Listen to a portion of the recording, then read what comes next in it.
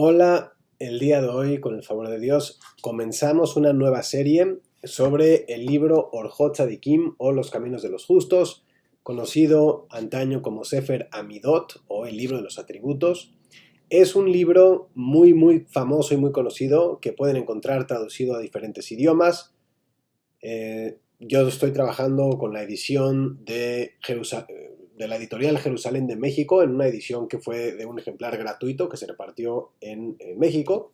Sin embargo, esta editorial o en alguna otra editorial pueden conseguirlo con traducción al español, buscando en internet. Es un libro de Musar, es un libro de ética. Esta es una serie sobre ética. El libro está dividido en una introducción y 28 capítulos. Cada capítulo es un atributo en donde el autor va a profundizar en lo que es ese atributo, para qué sirve el atributo, en dónde se enraiza el atributo, de dónde viene y cuáles son las consecuencias que tiene, positivas y negativas, de su aplicación. También va a hacer una recomendación sobre la medida en la que tenemos que nosotros aplicar este atributo a nuestra vida. Nos va a poner el ejemplo el autor de que la personalidad de una persona es como un platillo, digamos como si fuera una ensalada, en donde cada uno de los ingredientes se pone en mayor o menor medida. Tiene más medida, digamos, de verduras que de especias, ¿no? La especia es correcta para añadir sabor en cantidades pequeñas, mientras que la base de la ensalada, pues en este caso son los vegetales, ¿no? Por ejemplo. Entonces, lo que va a intentar hacer el autor es determinar o ayudarnos, guiarnos para determinar cuál atributo de personalidad es correcto tener en mayor medida y cuál es correcto tener en menor medida. Nos va a advertir sobre consecuencias positivas y negativas de cada uno de ellos y nos va a ayudar mucho, yo creo, a comprender a nivel emocional, a nivel intelectual y desde luego también a nivel espiritual cuál es la mezcla correcta a la que debemos aspirar. De nuevo, es un libro de ética, es un libro de Musar, de ética judía, no es un libro de normatividad propiamente dicho. Es un libro que empezó a circular, según indican fuentes, alrededor de mediados del siglo XV y en donde se cita pues, a numerosos sabios, a Rishonim, y donde particularmente hace énfasis en citar libros del rey Salomón, específicamente el libro de Eclesiastes y el libro de Proverbios, Kohelet y Mishle, respectivamente, y donde se cita realmente partes de toda la Torá, partes de la Mikra, incluso del Talmud, de la Torá propiamente dicha, el Pentateuco, y es una colección realmente de citas que son las que van guiándonos a lo largo de este libro, si bien el autor propiamente dicho desarrolla estas ideas de una manera excepcional. Por eso es un libro que se ha impreso y reimpreso una y otra vez, diferentes ediciones en diferentes idiomas, que ha sido citado extensamente por los sabios judíos y que cita extensamente a sabios del judaísmo. Si bien la autoría del libro es a la fecha desconocida, con total claridad, no se sabe exactamente quién fue el autor del Orjot Tzadikim, se sabe que originalmente se conoció como Sefer Amidot, o el libro de los atributos, y nuestro objetivo es poder estudiar un poco, quizá no todos los portones, como se clasifican, como se denominan los capítulos, son 28, cada uno de ellos es un atributo. No sé si vamos a verlos todos, posiblemente veamos solamente algunos, pero de nuevo, a manera de acercar este texto, que además lo vamos a hacer en español, para poder tener un poco mayor de familiaridad con lo que son los atributos de la personalidad, cómo podemos mejorarnos desde un punto de vista ético y desde un punto de vista, desde luego, pues judío, ¿no? Con base en la sabiduría de los sabios judíos y de la Torah propiamente dicho, que es la sabiduría divina. Bien, entonces, en la introducción del libro, el autor va a hacer énfasis en el conocimiento, en la importancia del conocimiento. Va a comenzar con una cita de Kohelet del libro de Eclesiastes, que es con la que termina el libro de Eclesiastes, del rey Salomón, una cita muy poderosa, que dice, Sof davar hakol nishma et Elokim irab et mitzvotav shemor ki ze kol ha'adam. Tras haber sido todo escuchado, esta es la conclusión. Esto lo escribió el rey Salomón. Teme a Dios y cumple sus mandamientos, porque ello es la finalidad del hombre. Va a haber muchas referencias a la importancia del temor a Dios como ese hilo que, digamos, mantiene juntas a todas las perlas de un collar. Nos explica el autor, ese hilo que mantiene a cada uno de los atributos juntos va a ser el temor a Dios. Después lo va a ir desarrollando, es una idea a veces pues, puede resultar de pronto difícil de comprender, pero conforme lo va desarrollando creo que vamos pues como desencadenando la manera correcta de interpretarlo y de aprenderlo.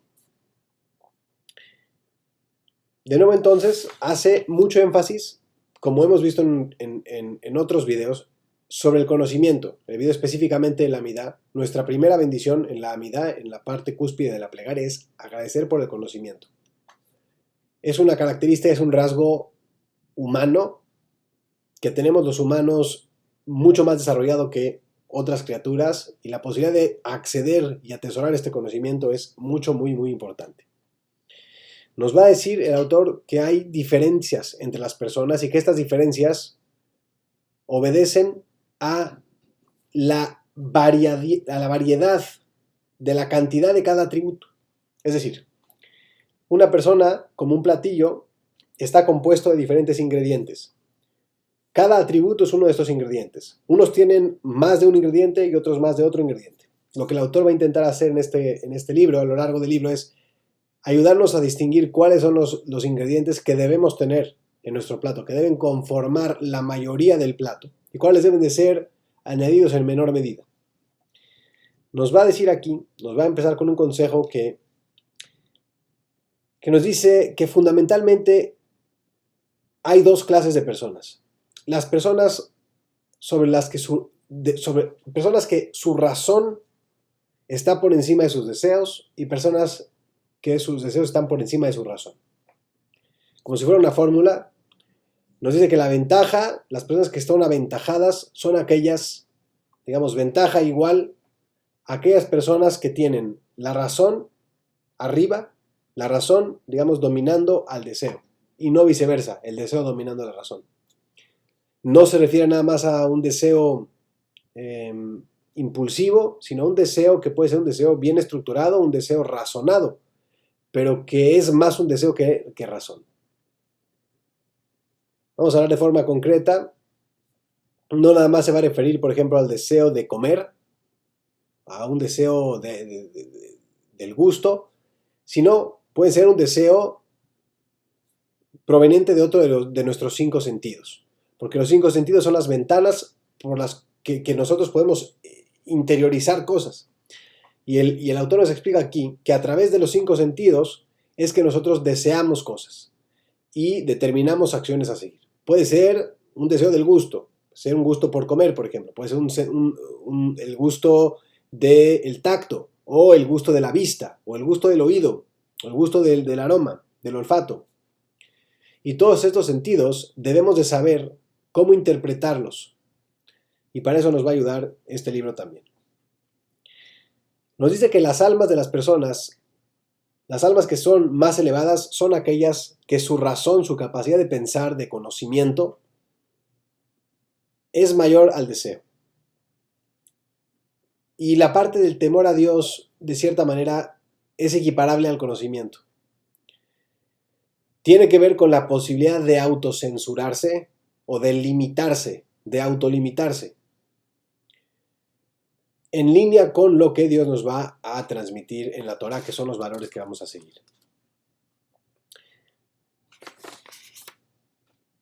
¿Cómo vamos a lograr, cómo podemos lograr que nuestra razón esté por encima de nuestros deseos? De eso se trata todo el libro. Es lo que va a ir desarrollando poco a poco. Nos va a decir que de todos los atributos hay algunos que el hombre posee desde que fue creado, y otros que dependen de su naturaleza, de su cuerpo propiamente dicho, pudiéramos decir también de sus genes, y otros que va adoptando con el tiempo. Nos va a decir que el mejor momento para traer los ingredientes correctos al plato, para traer los atributos correctos y desarrollar los atributos correctos, es cuando somos más jóvenes, cuando somos niños inclusive. Porque una vez que una persona llega a la adultez, lo que ocurre es que esos atributos que ya tenía desde niño, puede ejecutarlos de manera mucho más libre. No necesariamente correcta, pero sí mucho más libre. Los niños todavía tienen que o están, digamos, sometidos a la autoridad de los adultos. Pero una vez que ese niño ya crece y se convierte en una persona independiente y libre, entonces es que los atributos que tenía de niño o de niña pueden, digamos, florecer. Si nosotros somos capaces, en esa etapa formativa, de fomentar ciertos atributos y desincentivar otros atributos, podemos lograr hacer un trabajo bueno en nosotros mismos como personas, y cuando crezcamos, seamos adultos, nos vamos a comportar de una mejor manera. Y voy a dejar básicamente la introducción aquí, porque quiero centrarme de lleno en ejemplos que sean un poquito más concretos, poco abstractos. Y vamos a comenzar el primer portón propiamente dicho. Es importante poder leer el texto, poder entender que el primer capítulo, pues como es lógico, va a tener una mayor importancia que el segundo capítulo hasta cierta manera. Hay que leer el texto de forma explícita, pero también leer entre líneas, de forma implícita. Y el autor no nos va a esconder aquí que en el primer capítulo va a hacer referencia a un atributo que él considera el más importante que hay que desarraigar, seguido de un segundo capítulo en donde va a ser el más importante que hay que arraigar. Comienza, por lo tanto, Sha'ar Rishon, el primer portón, Sha'ar HaGahava, el portón del orgullo. Y como es lógico, cada portón tiene varias páginas, no nos va a dar realmente no tengo la capacidad de desarrollarlo digamos, con puntos y comas, pero vamos a intentar de nuevo extraer ideas y hacer algunas referencias al texto. En el portón del orgullo nos va a explicar el autor que tenemos orgullo bueno y orgullo malo, pero generalmente el orgullo es un atributo negativo que hay que desarraigar de la persona. Hay diferentes tipos de orgullo. Hay orgullo que tiene que ver con el cuerpo y orgullo que tiene que ver con las acciones. Tanto el uno como el otro tienen un aspecto positivo y un aspecto negativo. En general, el orgullo es un atributo de personalidad no solamente negativo, sino negativo sobremanera. Dentro de el orgullo vinculado al cuerpo, la parte positiva va a hacer referencia a la limpieza y a la decencia. Voy a darles la idea general y posteriormente vamos a desarrollarlo un poco. Y en la parte negativa, pues obviamente se va a referir a cómo podemos nosotros cuidar nuestra forma de comer, nuestra forma de beber, nuestra forma de hablar, nuestra forma de vestir. Todo esto está vinculado al cuerpo. Y también nos va a hablar del orgullo de las acciones. Va a haber un orgullo bueno, en donde vamos a hacer cosas de manera altruista, fundamentalmente, y un orgullo malo, en donde vamos a hacer cosas con el objetivo no altruista. Dejémoslo ahí. Con el objetivo de darnos crédito a nosotros mismos por todos los éxitos, y en donde vamos a hacer las cosas normalmente para quedar bien con los demás. Entonces, el autor nos explica en la parte del orgullo del cuerpo cómo cada parte de nuestro cuerpo puede estar vinculada a querer traer hacia nuestra personalidad orgullo negativo. Y va a pasar por diferentes partes del cuerpo. Nos va a decir los ojos, por ejemplo, podemos tener ojos altivos que sean ojos de desprecio, y eso, tener ojos de desprecio, hacer una mirada despectiva, tiene un efecto en nuestra personalidad, y lo que genera es más orgullo negativo. La nariz, lo mismo, si vamos a olfatear de manera con desprecio, demostrando desprecio, esto va a tener un efecto en nuestra personalidad. En el habla, es muy importante, cuando se expresa sin prudencia y con engreimiento, especialmente, va a ser negativo. El orgullo también se puede manifestar, nos explica el autor, en la forma de comer y de beber, y también se nota cuando se usan vestimentas demasiado ostentosas. O cuando buscamos llenarnos de adornos, propiamente dicho, en el cuerpo. Eso puede ser una señal de un orgullo negativo. En donde la persona lo que quiera es demostrar que es más que el de al lado. Esto es algo que vemos todo el tiempo. Vemos que hay inclusive industrias completas en la economía que están funcionando con base en vender, digamos, una idea de ser más que el de al lado. La clásica comparativa de este producto es mejor que el otro, pero no necesariamente estamos hablando de aquí de un producto de uso común, de limpieza o médico, sino de ostentar, de un producto que está hecho específicamente para ser ostentado por los colores, por el logotipo, por la marca, etc., ¿no? Todo esto tiene un efecto negativo en la persona y vamos a ver cómo se va desarrollando. Nos va a explicar el autor que el orgullo lo que genera es ese afán de querer ser más que el de al lado. Y esto, al desarrollarlo, nos vamos a dar cuenta de lo negativo que es. Pero va a decir el autor aquí, para intentar cerrar la idea de por qué es negativo, que el ser una persona orgullosa, eventualmente lo que desemboca es en volverse una persona intolerable para los demás. Pesado, quisiéramos decir a veces, ¿no? De los latinoamericanos a veces, por ejemplo en México se utiliza la palabra, una persona es muy pesada. El volverse intolerable para otros. Y nos va a explicar el autor aquí. Nos va a citar el libro de Tehilim 101.5. Dice, yo y él no podemos vivir juntos en el mundo. Como está escrito, al de ojos altaneros y de corazón codicioso, a él no podré tolerar. Tehilim 101.5. Boré Olam, Dios mismo, dice, yo no tolero a la persona orgullosa. Y esa es razón suficiente para que todos y cada uno de nosotros hagamos lo posible por trabajar en ser menos orgullosos. Aquí se está refiriendo, dimos algunos ejemplos del orgullo sobre el cuerpo. Cuando queremos constantemente aparentar más o mostrar más, que somos más que el de al lado. Nos explica aquí el autor, el orgullo lo que conduce es el orgullo conduce a perseguir la grandeza con el fin de pavonearse con la gente. Y nos da el ejemplo de Koraj. Koraj, que lo perdió todo en la discusión que tuvo con Moshe Rabén, porque él codiciaba.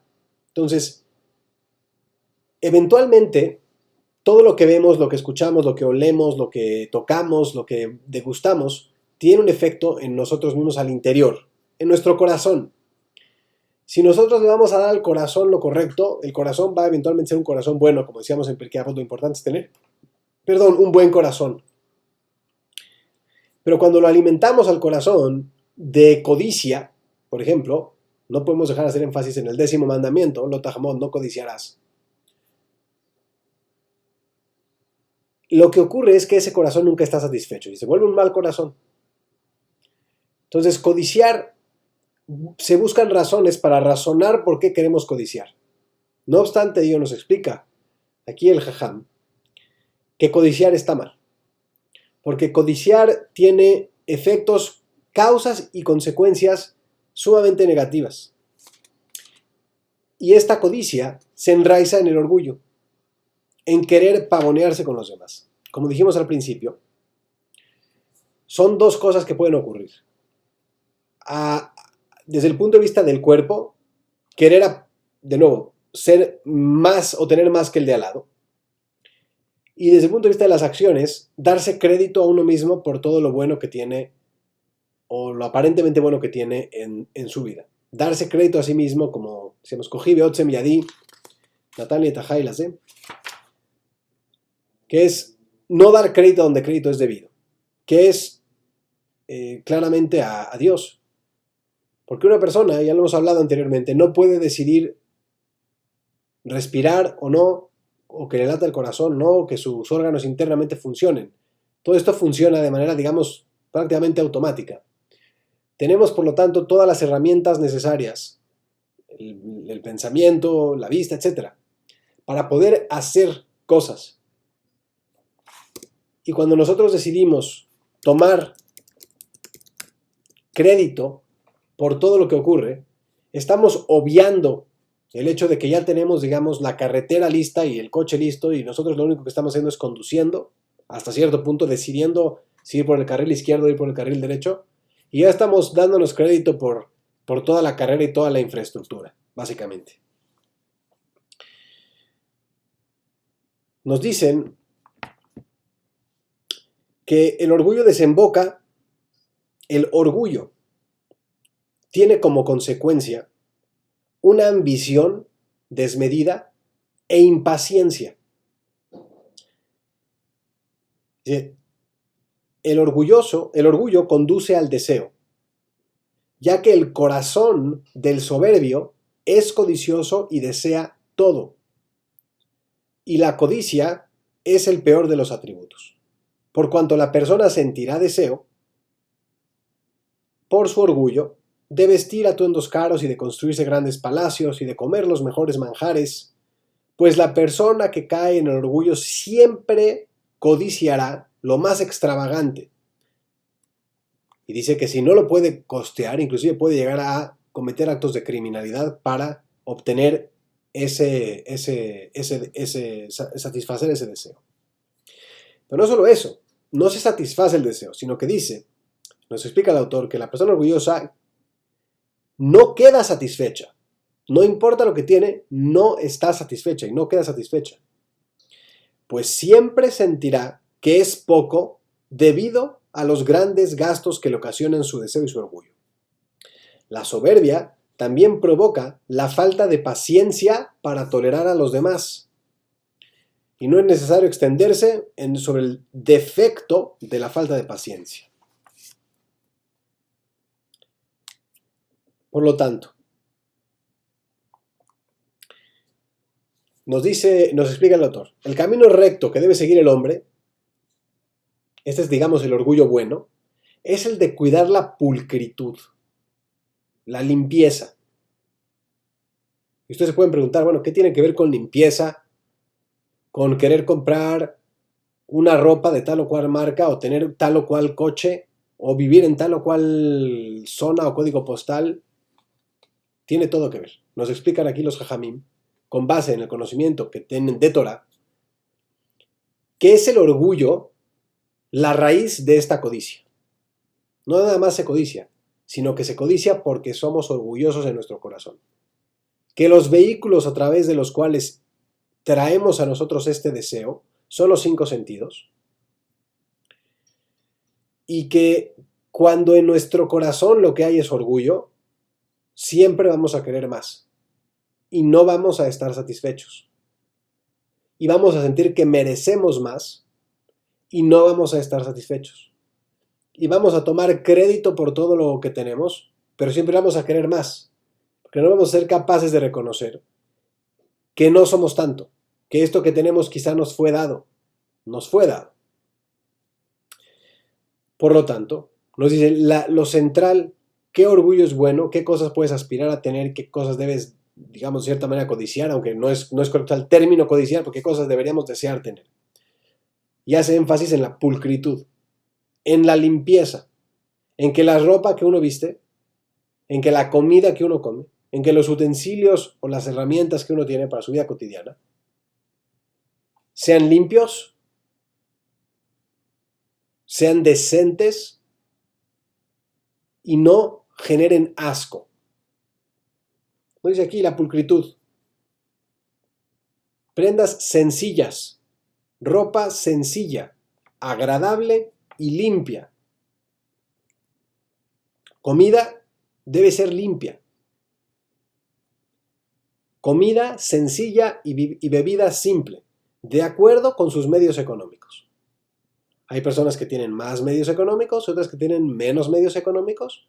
En cualquier caso, la preocupación de la persona no debe ser si esta si este bistec lo pedí en el restaurante de moda o en el restaurante más caro de la ciudad. Debe ser si este bistec es un bistec obviamente kosher, si es un bistec que es limpio, que es decente de comer y que puedo costearlo. Y esos son los atributos que debe buscar en su comida, en su vestimenta, en los utensilios que utiliza para trabajar o para cocinar o en cualquier situación en la que se encuentre. Y nos explica y trae el ejemplo de Hillel, uno de los grandes sabios del Talmud, que le dijo a sus alumnos un día que iba a ir a cumplir una gran mitzvah.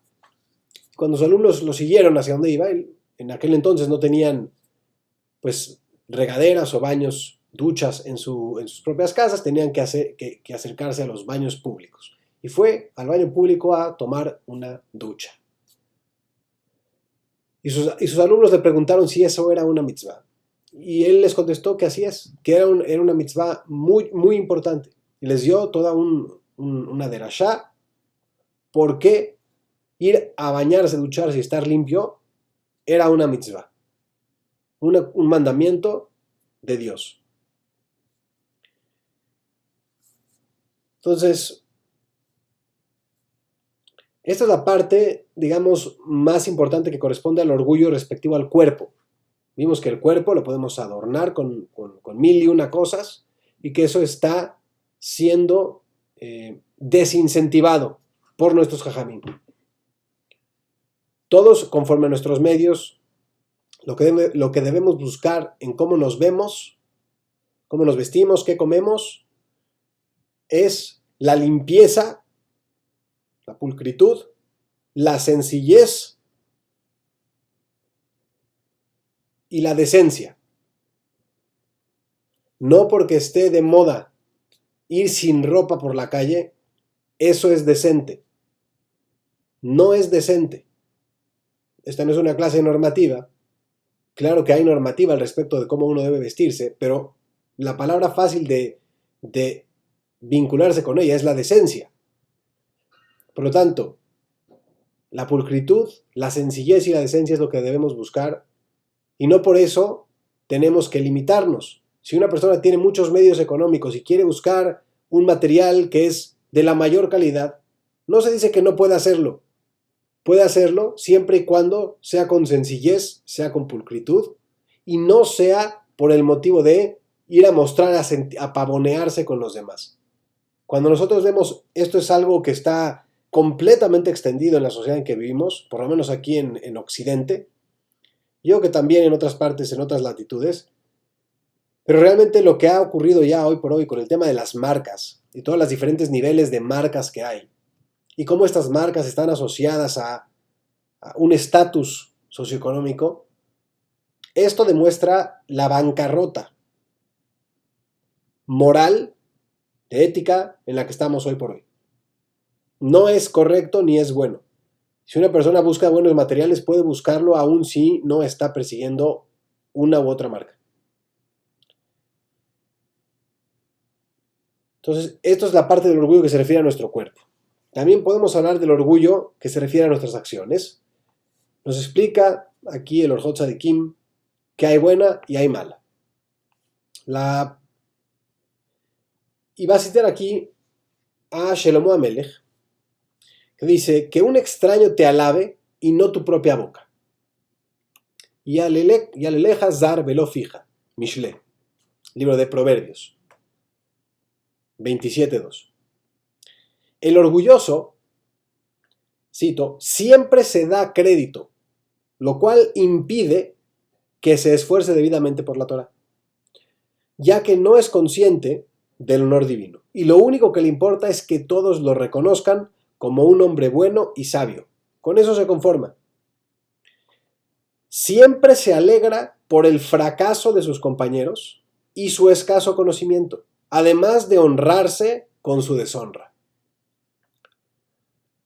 Este orgullo es uno de los 24 impedimentos que se interponen al arrepentimiento. Por lo tanto, nos va a explicar, aquí, por lo tanto, que sepa el orgulloso, si no se cuida con prudencia y precaución para salvarse del orgullo, aunque posea Torah y buenas acciones, su herencia es Gehenom, el infierno. Y la guerra, aquí se refiere a que esta persona tiene que, todos diariamente, debemos de luchar en la gran guerra. Así lo cita el Hotzakim. La gran guerra. No una guerra. La gran guerra. Que es la guerra contra el Yetzer Hara, contra nuestra mala inclinación. Que lo que va a hacer constantemente es llevarnos al punto en donde queramos siempre darnos crédito o sentirnos más. Pero el Hotzadikim también nos da la solución. También nos explica y nos guía sobre cómo podemos ganar la gran guerra. Sobre cómo podemos determinar si este orgullo que sentimos es bueno o no. Y si no lo es, poder atacarlo. Y una de las enseñanzas con las que yo me quedo es que cuando uno hace las cosas porque es lo correcto hacer, digamos, no por quedar bien con los demás, puede ser un indicativo de que el orgullo es correcto. ¿Sabe uno que es correcto? Es un ejemplo pues muy básico, ¿no? Dios no lo quiera, hay en la comunidad una persona que fallece y deja huérfanos. La persona sabe que es lo correcto en la medida de sus medios y de sus posibilidades dar un donativo para los huérfanos que han quedado sin padre o madre, Haz Shalom lo ale. Pero no lo hace para que digan, mira, tiene esta empresa y le va tan bien que fíjate cuánto dio para esta buena causa. Es un gran hombre. Por eso también cita aquí a Rey Salomón que dice, Loti etzadik arbe, no seas el gran justo. Si la persona lo hace con prudencia, de manera silenciosa, de manera anónima o incógnita, anónima, pasando inadvertida, puede tener claro qué es lo correcto hacer. Específicamente en Tzedaká, si hablamos de ese ejemplo, lo mejor es que no sepa el que recibió quién se lo dio, ni el que da quién se lo dio, pero de la manera más inadvertida posible, de la manera más callada posible, más silenciosa posible. Hacer la acción porque es correcto hacer esa acción. Si ese va a ser nuestro parámetro, nuestro motivo para hacer las cosas, podemos tener un indicador de que vamos por buen camino. Pero si lo que queremos es que los demás noten lo que estamos haciendo, aunque sea un acto bueno, nos dice aquí por eso, que aunque tenga Torah y aunque tenga mitzvot y tenga buenas acciones, su herencia es Gehenom. ¿Por qué? Porque los motivos por los que está haciendo esa buena acción no son los correctos. El motivo de hacer algo para quedar bien o para tener fama va a ser no otra cosa que el orgullo. El primer portón que nos dicen Jajamim que debemos eliminar. Por lo tanto, si hacemos las cosas porque son lo correcto, y de nuevo, ¿qué es lo correcto? ¿Cómo puedo saber si esto está bien o está mal? Normalmente vamos a tener claridad cuando estudiamos un poco de Torah. Como vimos en el video en este canal de lo que está bien y está mal. Hay algo que está bien, hay algo que está mal, la Torah lo dice blanco y negro. Y la Torah nos da la guía para saber cuáles son las cosas que están bien y cuáles son las cosas que están mal. Ayudar a los huérfanos y ayudar a las viudas es algo que está muy bien. No solamente bien, sino muy bien. Muy recomendable hacerlo. Ayudar a la organización política que está abogando por lobby en beneficio de tal o cual grupo social, no necesariamente está bien. Puede estar completamente mal. Por lo tanto, para tener la claridad sobre qué está correcto y qué está incorrecto, tenemos que ir a la Torah. Pero a nivel interno, nosotros queremos saber si esto que estamos haciendo con base en Torah es producto de nuestro Yetzer Hara, de nuestra mala inclinación, que lo que quiere es hacernos sentir más que los demás. O lo que quiere es que hagamos lo correcto. Hay que preguntarnos, ¿esto que estoy haciendo lo hago porque la cosa está bien, porque el acto está bien, porque esto es lo correcto hacer y no me interesa que nadie más lo sepa? Si la respuesta es sí, vamos por buen camino. Si la respuesta es, oye, no, pero sí quiero que se vea lo que hice, quiero que se escuche, quiero que la gente lo reconozca, ahí ya empezamos con el pie izquierdo. Entonces es muy importante, y aquí ya nos estamos refiriendo al orgullo de las acciones.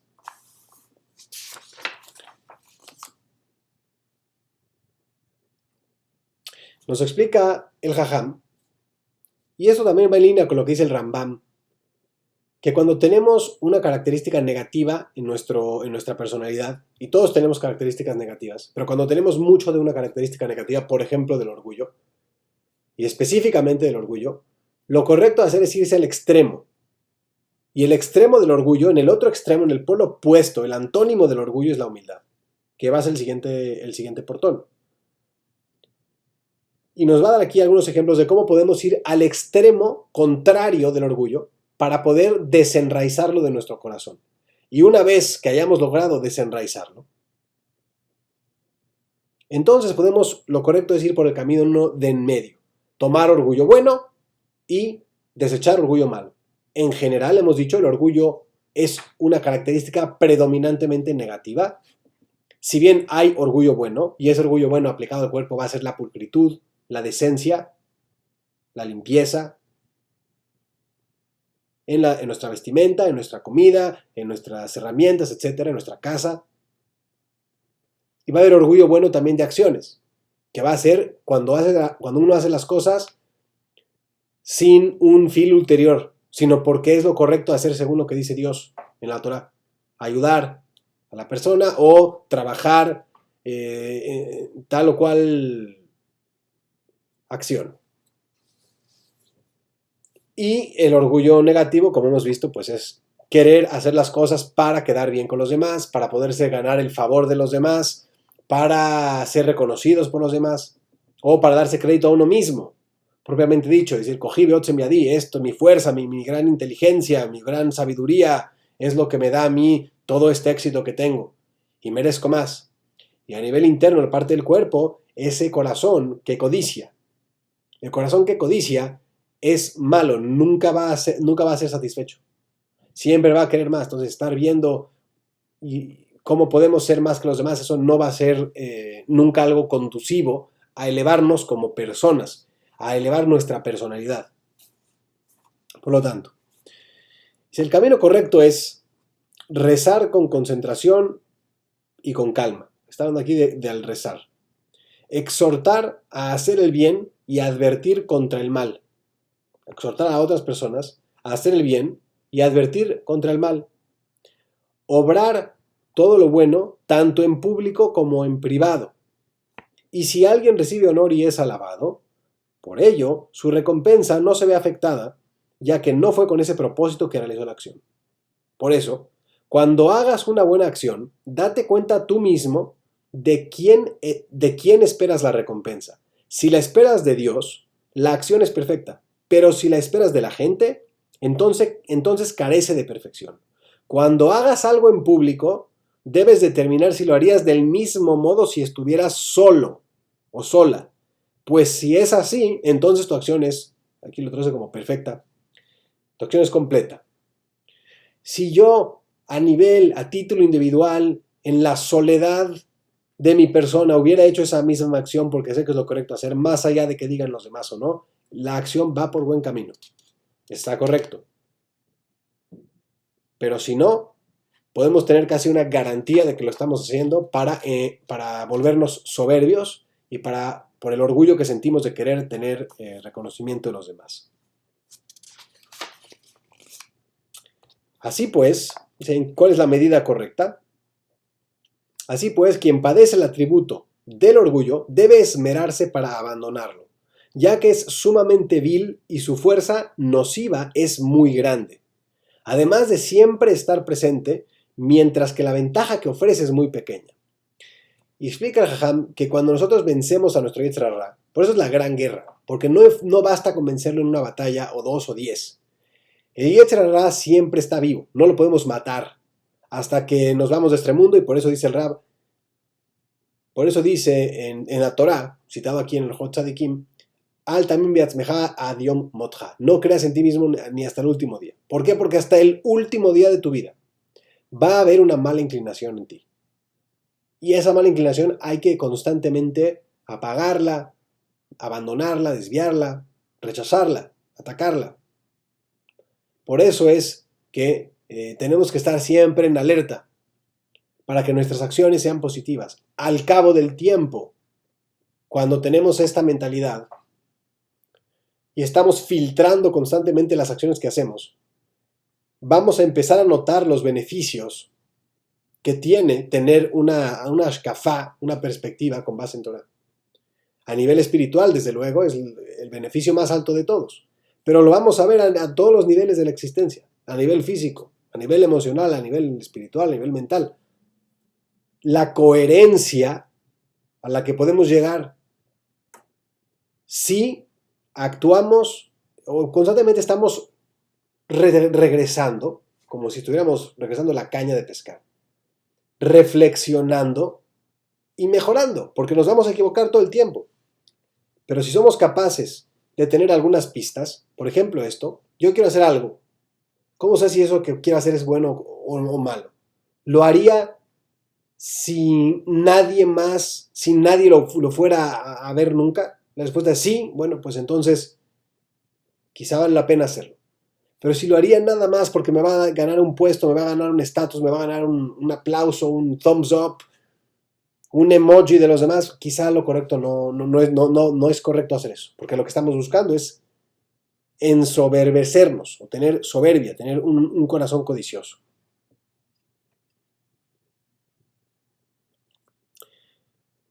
Bueno, y nos pone algunos cuantos ejemplos y nos dice que la soberbia antecede a la destrucción. Cita el libro de Mishlei, de Luis Salmón 16-18.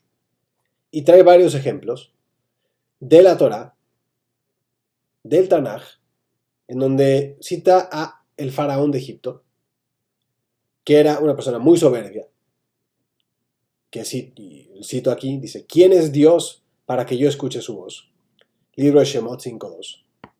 Goliat el filisteo, por decir, yo he desafiado a las huestes de Israel. Libro de Shemuel Aleph 17.10. A Sanjerib, el líder que era